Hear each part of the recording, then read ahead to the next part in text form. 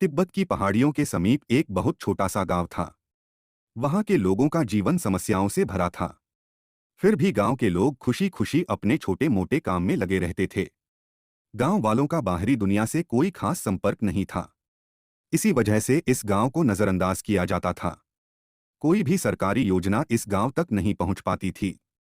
दिनों दिन गांव की हालत बदतर होती जा रही थी।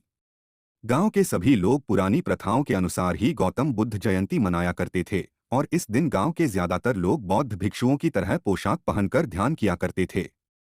हर साल की तरह इस बार भी गांव में गौतम बुद्ध जयंती मनाई जा रही थी। गांव के सभी लोग उत्साहित होकर त्योहार का लुत्फ उठा रहे थे। तभी अचानक जोरदार बारिश होने लगती है और 2-3 घंटों की बारिश में गांव संकट की स्थिति में घिर जाता है। गांव के चारों तरफ से पानी की बड़ी बड़ी लहर आने लगती है। गांव के सभी लोग अपने बच्चों और जानवरों को लेकर पहाड़ी के शीर्ष पर पहुंच जाते हैं। ऊपर पहुंचने से सभी अपनी जान तो बचा लेते हैं, लेकिन उनका गांव बाढ़ में तबाह हो जाता है। गांव वालों को अपने घरों से ज्यादा इस बात की चिंता होती है कि इस बार वह बुद्ध जयंती नहीं मना सके। पहाड़ी के ऊपर बैठे बैठे शाम हो जाती है और सभी गांव वाले दुखी मन से पहाड़ी के ऊपर बैठे होते हैं। तभी उनमें से एक बच्चे की नजर गांव में बैठे हुए एक बौद्ध भिक्षु पर पड़ती है। उनके चारों तरफ पानी की तेज धाराएं गुजर रही होती है, लेकिन फिर भी वह अपने ध्यान में मग्न होते हैं। जैसे ही बच्चा यह बात गांव वालों को बताता है, सभी लोग उनकी तरफ देखकर हाथ जोड़ लेते हैं और उन्हें लगता है कि यह जरूर कोई अच्छा इंसान है जिसने उनके गांव की परंपरा को टूटने से बचा लिया और इस वर्ष भी सुबह से शाम तक ध्यान लगाने की प्रथा बनी हुई है। गांव के चारों तरफ पानी होने की वजह से किसी की हिम्मत उस भिक्षु तक आने की नहीं होती। सभी पहाड़ी के ऊपर से जिज्ञासु भरी नजरों से उन्हें देखते रहते हैं।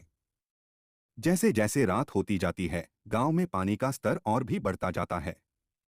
लेकिन जिस स्थान पर बौद्ध भिक्षु बैठा होता है, उसके चारों तरफ प्रकाश की अद्भुत रोशनी दिखाई देती है, जिससे सभी गांव वाले चकाचौंध जाते हैं।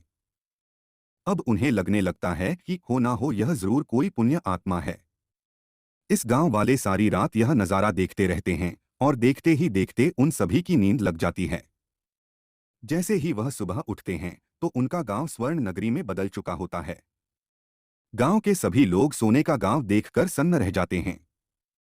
उन्हें यकीन नहीं होता कि जो गांव बाढ़ की तबाही में पूरी तरह नष्ट हो चुका था, वह इतना खूबसूरत कैसे बन सकता है। सभी खुशी खुशी दौड़ते हुए पहाड़ से नीचे उतरते हैं और पागलों की तरह हर घर के अंदर जाकर देखते हैं। बड़ी बड़ी सोने की दीवारें, सोने की छत, सोने के दरवाजे और यहाँ तक कि उस गांव की सड़कें भी सोने में बदल चुकी होती है। तभी उनकी नज़र उस स्थान पर पड़ती है जहां वह बौद्ध भिक्षु बैठे थे। गांव के लोग देखते हैं कि वह भिक्षु भी सोने की मूर्ति में बदल चुके थे। सभी उस मूर्ति के सामने सर झुकाकर अभिवादन करते हैं और उन्हें धन्यवाद देते हैं।